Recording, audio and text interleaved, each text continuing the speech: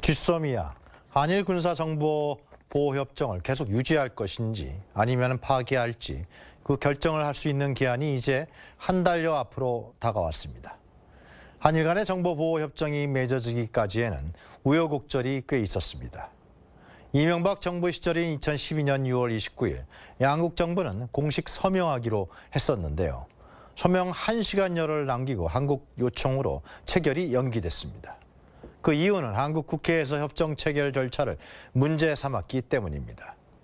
당시 김관진 국방장관은 국민적 관심이 큰 만큼 졸속 처리하지 않고 앞으로 국회 차원의 논의를 거쳐 처리하겠다고 밝혔습니다. 그러나 지소미아는 약 4년간의 휴지 상태를 지나서 박근혜 정권 시절인 2016년 11월 23일 갑자기 체결됐습니다. 당시는 박근혜 최순실 게이트로 온 나라가 패닉 상태에 빠져 있었는데 돌연 재개되고 처리됐던 것입니다. 한국은 미국과 영국 등 18개 국가와 정보보호협정을 체결해 왔습니다. 즉 정보보호협정은 양국 간의 군사상 비밀을 공유하고 공동 대처를 통해서 국제적인 신뢰를 증진시키기 때문입니다. 하지만 양국 간의 군사정보를 공유하는 한일정보보호협정은 양국 간의 국민적 신뢰가 불투명하기 때문에 난항을 거듭해왔던 것입니다. 미국과 일본은 한일정보보호협정 체결을 맺기 위해서 한국 측에게 상당한 종용을 해왔습니다. 미국은 중국의 부상과 북한에 대한 핵 위협을 억제하기 위해서 한미일 군사협력이 필요하고 미국의 아시아 회귀 전략에서 한미일 공동대처가 필수 불가결하다고 보았기 때문입니다.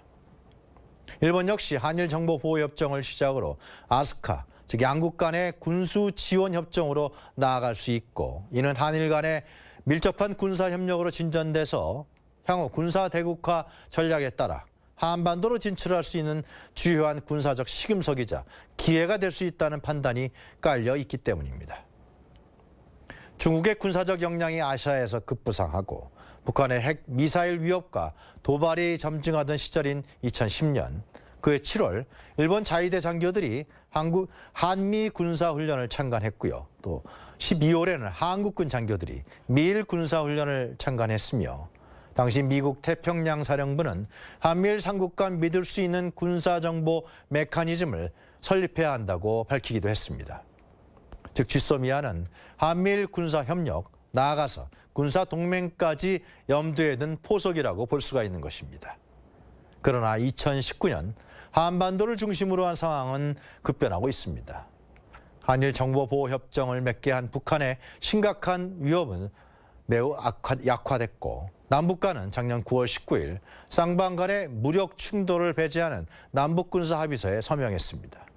또한 북미 간 두 차례 정상회담이 열렸고요. 대탕트 분위기는 지속되고 있습니다.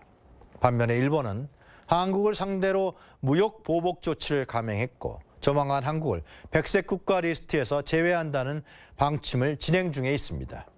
사실상의 우방국에서 제외한다는 행보입니다. 이러한 상황에서 과연 우리가 일본과 휴민트 등 2급 군사 비밀을 공유해야 되는지 강력한 의문이 들 수밖에 없는 것입니다.